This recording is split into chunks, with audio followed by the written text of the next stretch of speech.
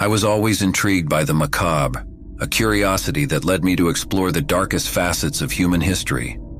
My obsession drew me to Henly Asylum, a decrepit institution shrouded in rumors of gruesome practices and unexplained disappearances. As an investigative journalist, I felt compelled to uncover its secrets. The asylum loomed ominously against a backdrop of barren trees and gray skies.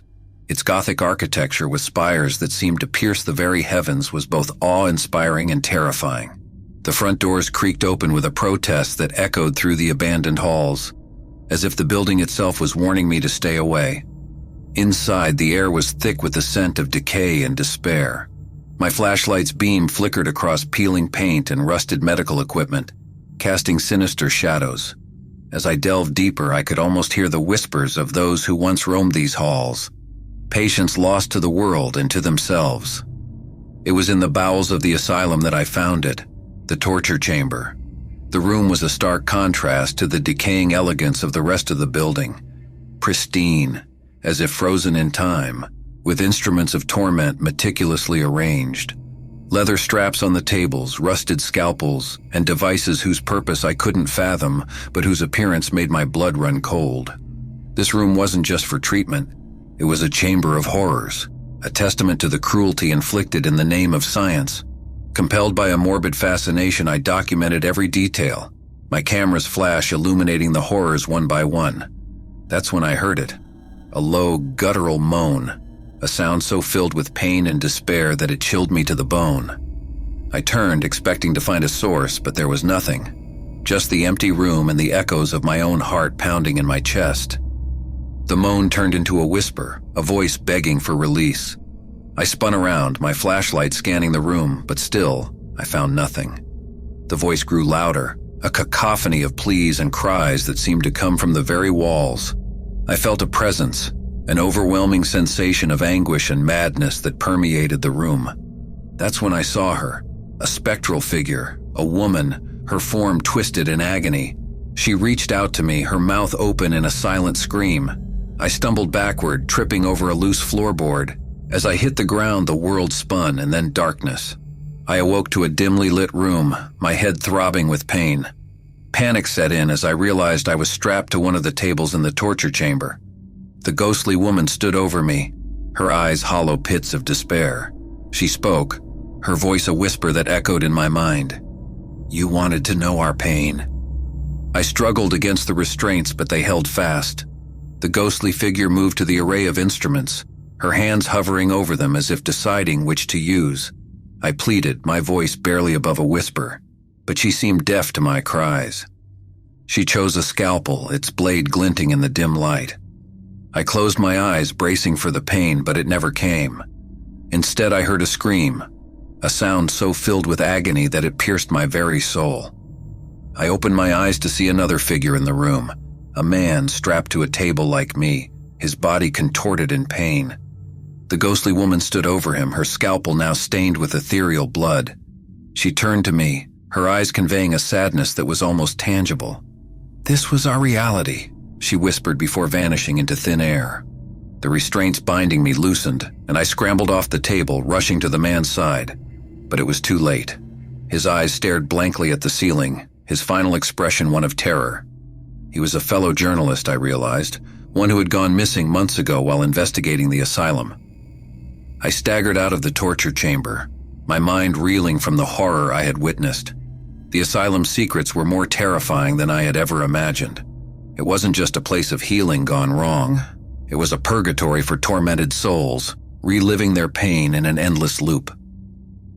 I emerged from the asylum as the first light of dawn crept over the horizon. The sun's rays did little to warm me, the chill of death and despair clinging to my skin. I knew I had to tell the world what I had discovered, but at what cost? The images of the torture chamber, the ghostly woman, and the dead journalist haunted me, a constant reminder of the darkness that lurks in the human soul. The story of Henly Asylum became my most significant piece, revealing the atrocities committed within its walls. But the price I paid was steep. Sleepless nights, plagued by nightmares of the tortured souls I had encountered. I left a part of myself in that asylum, a piece of my innocence lost amidst the echoes of suffering. The truth I sought brought no solace, only the sorrowful realization that some horrors are too profound to ever be fully understood or forgotten.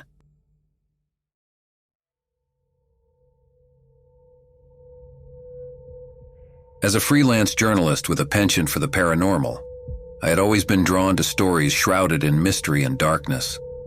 So when rumors about the long-abandoned Hillcrest Asylum and its alleged secret cult began to surface, I knew this was my next big story. The asylum, located on the outskirts of town, had been closed for decades following a scandalous closure that involved unexplained patient disappearances and rumored occult practices. The first time I laid eyes on Hillcrest Asylum, it was a gloomy, overcast day. The building loomed ominously against the gray sky, its dilapidated structure a stark reminder of its tormented past. Vines crept up the walls, and the once grand facade was now marred with broken windows and graffiti. An unsettling silence surrounded the place, as if even the wind dared not disturb its slumber. I pushed through the rusted front gates, my heart racing with a mix of fear and excitement. My flashlight pierced the darkness as I stepped inside. The air was thick with dust, and the smell of decay hung heavy. Echoes of the past seemed to linger in the stale air. Distant screams, muffled whispers, the creak of a gurney wheel. As I ventured deeper, I found myself in what appeared to be the main hall. Faded paintings adorned the walls, their once vibrant colors now muted and peeling. It was here I first heard it, a faint chanting, coming from the bowels of the asylum. I followed the sound, drawn by an inexplicable curiosity, and the journalist in me that sought the truth. The chanting grew louder as I descended into the basement, a labyrinth of corridors and abandoned rooms. I stumbled upon an old therapy room, its walls covered in strange symbols and cryptic writings. In the center of the room, a large pentagram was drawn on the floor, candles at each point, their wax long since hardened. It was then I realized I was not alone. Hooded figures emerged from the shadows, their faces obscured, their presence menacing. I tried to flee, but they were all around me, their chants growing louder, more fervent. They spoke of an awakening, of a ritual that would unleash something from beyond the veil. Panic set in as they closed in on me. I was their chosen one, they said, the key to their ritual. Their leader, a tall figure with piercing eyes, approached me, a ceremonial dagger in hand. I struggled, but their grip was strong, unyielding. As the leader raised the dagger, the ground beneath us began to tremble. The walls of the asylum groaned, a sound like the awakening of an ancient slumbering beast. The candles flickered wildly, casting eerie shadows across the room. And then it appeared, a spectral figure, its form shifting and twisting in the dim light. The cultists fell to their knees, worshiping the apparition. The leader continued the ritual, chanting in a language I couldn't understand, the dagger still poised above me. In a desperate attempt, I managed to break free, knocking the dagger from the leader's hand. The figure turned its attention towards me, its eyes burning with an otherworldly fire. I felt a coldness seep into my bones, a terror unlike anything I had ever known. I ran, the ghostly figure and the cultists in pursuit. I navigated the labyrinthine corridors, my breath ragged, my mind racing. I could hear the cultists' chants echoing through the halls, a macabre soundtrack to my escape. I finally emerged into the main hall, the exit in sight. But the doors were sealed as if by some unseen force. I was trapped, the asylum holding me in its grip. The spectral figure appeared before me, its form more defined now. A former patient of the asylum, twisted by the horrors she had endured. In a moment of clarity, I realized what I had to do. I rushed back to the therapy room, the cultists close behind. I grabbed the ceremonial dagger and in a moment of desperation began to alter the symbols on the floor, disrupting the ritual. The building shook violently, the air filled with the sound of shattering glass and crumbling walls. The spectral figure screamed, a sound that echoed in the depths of my soul, before dissipating into the air. The cultists collapsed, their connection to the entity severed. I stumbled out of the asylum as it crumbled around me, the sky now clear, the oppressive atmosphere lifted. I collapsed on the ground, gasping for air, my mind struggling to comprehend what had happened. I never returned to Hillcrest Asylum, nor did I write about my experience. Some truths are too terrifying to share, some stories too dark to tell. But the memories of that night linger, a haunting reminder of the asylum's sinister past and the secret cult that sought to awaken something beyond comprehension.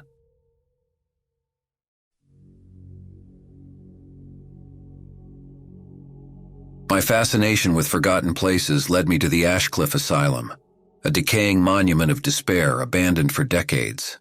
I was an amateur historian, intrigued by the hidden stories of the past.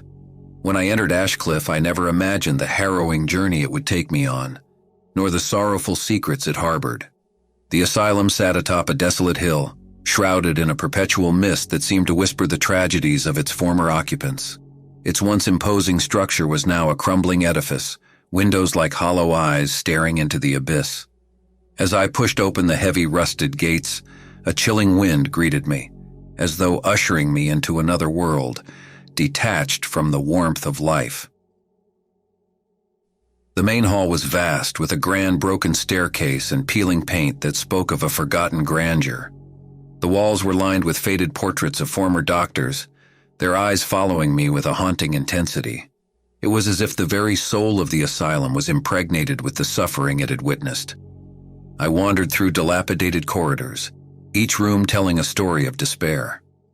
Tattered remnants of patient belongings lay scattered, a testament to lives once lived within these oppressive walls. It was in a small, secluded room, tucked away in the east wing, where I found it. A diary, its leather cover cracked and worn, pages yellowed with age. Curiosity piqued, I began to read. It belonged to a patient named Amelia. Her words were a window into her tormented soul, each entry a poignant tale of agony. Amelia spoke of her life before Ashcliff, of a love lost to war, and a grief so profound it had unhinged her mind. She wrote of the treatments, the cold, unfeeling hands of doctors who saw her not as a woman grieving, but as a subject to be studied and corrected. The more I read, the more I felt connected to Amelia, her sorrow resonating with a part of my soul I never knew existed. Night fell, and I decided to stay, compelled to uncover more of her story. I lit a small fire in an old hearth, its flickering flames casting ghostly shadows across the room. As the hours passed, the asylum seemed to awaken. Sounds echoed through the halls, the distant rattle of chains, the echo of forlorn cries, the shuffling of unseen feet. It was as if Amelia's diary had stirred the dormant spirits of Ashcliff, her pain resonating through the decaying walls. I continued to read, engrossed in Amelia's world. She wrote of her final days, of a profound loneliness and a yearning to be reunited with her lost love. Her entries became disjointed, her mind succumbing to the relentless grip of despair. It was then that I saw her, a spectral figure standing in the doorway, her face etched with sorrow. It was Amelia, her ghostly presence a manifestation of the anguish that had consumed her life. She reached out to me, her hand trembling, her eyes brimming with unshed tears. Drawn by an inexplicable force, I followed her. She led me through the darkened halls of the asylum down to the bowels of the building where the most tormented souls had been kept. The air grew colder with each step, the weight of suffering almost unbearable. We reached a room, its door marked with a faded number. Amelia's room. Inside, the air was thick with despair. Amelia's ghost sat on the bed, her form flickering like a candle in the wind. She gestured to a spot on the floor, her eyes filled with a silent plea. I approached, my heart heavy with trepidation. Beneath a loose floorboard, I found a small rusted box. Inside was a photograph of Amelia, radiant and smiling, alongside a soldier, her lost love. Beneath the photo lay a lock of hair and a dried-up rose, symbols of a love that transcended the confines of the asylum. Amelia's ghost hovered beside me, her gaze fixed on the mementos of her past. I could feel her heartache, her longing for a life stolen by fate. She whispered a final goodbye, her voice a mere breeze, and then she vanished, her spirit finally finding the peace she had long been denied. I left Ashcliff as the sun rose, casting its light on the forsaken asylum. The diary and the box clutched in my hands, I vowed to tell Amelia's story, to give voice to the pain and sorrow that had echoed through the halls of Ashcliff. But her story was more than just words on a page. It was a reminder of the fragile nature of the human mind, of the fine line between love and madness, and of the souls lost to the shadows of forgotten places. Amelia's tale ended not in redemption or revelation, but in a poignant reminder of the enduring nature of grief and the tragic consequences of a world that fails to understand. And as I walked away from Ashcliff, I realized that some ghosts are not bound to places, but to the stories they leave behind, forever haunting the corridors of our hearts.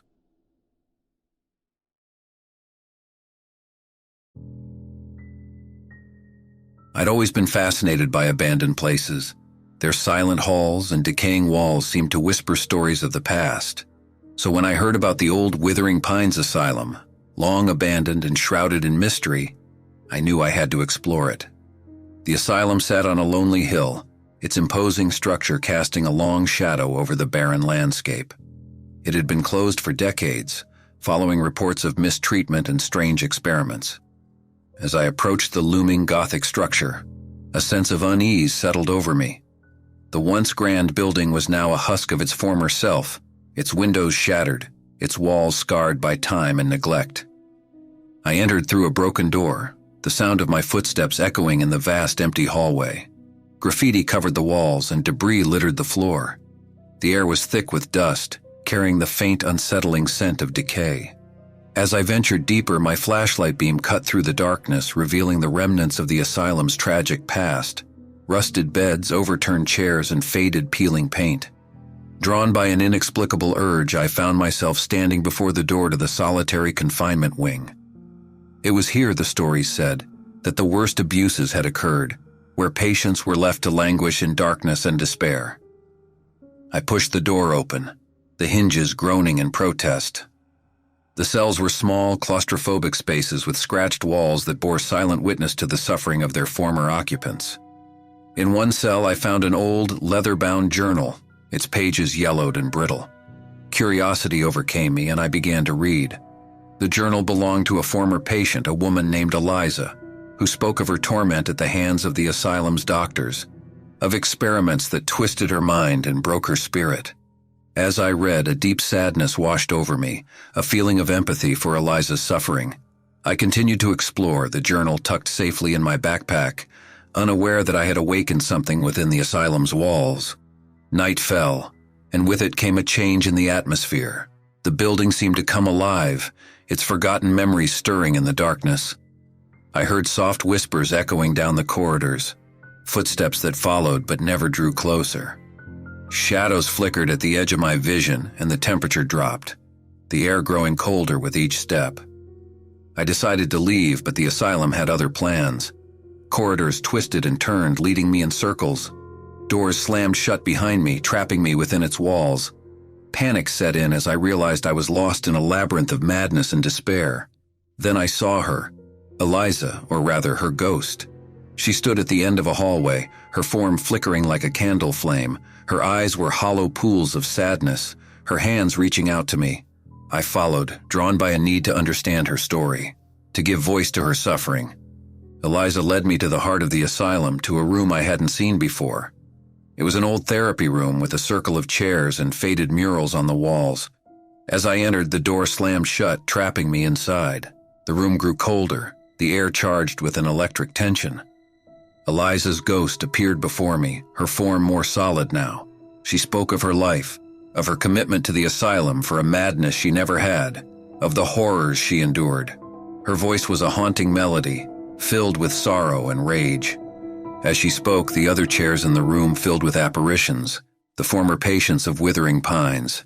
They told their stories, each a tale of anguish and torment.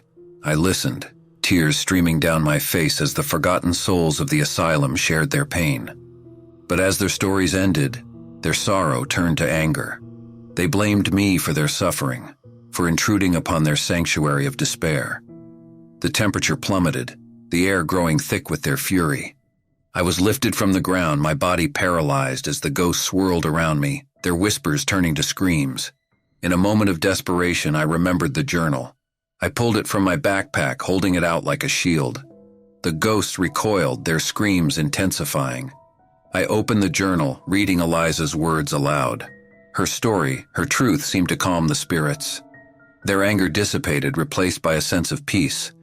The temperature returned to normal, and I was gently lowered to the ground. The ghosts faded away, their whispers echoing a final goodbye. I found myself alone in the therapy room, the door now unlocked. I left the asylum, the sun rising on the horizon, casting its light on the forsaken structure. The experience haunted me, a reminder of the pain and suffering that lingered in the shadows of Withering Pines. I kept Eliza's journal, a testament to her life and her story. A story that had finally found its voice in the silence of the abandoned asylum.